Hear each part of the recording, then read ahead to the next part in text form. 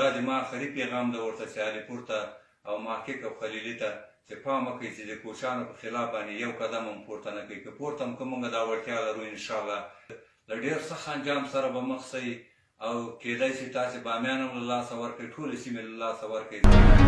زرداد فریادي په خپله دغه ویډیو کې وایي چې که چیرې د کوچیانو د قوم له زورواکۍ او ظلم لاس وانخلئ د افغانستان له ټولو سیمو څخه مو ورکوم، حتی له بامیانو مو هم تر ایرانه ځغلوم.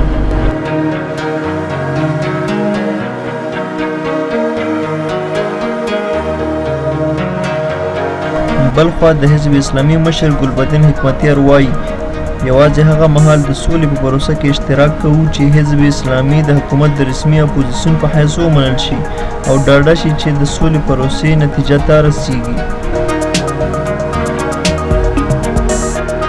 حکمتیار زیاته کړه د سولې په پروسه کې باید د دریو مطرحو سیاسي ټیمونو ترڅنګ پخوانی ولسمشر حامد کرزي ته هم برخه ورکړل شي.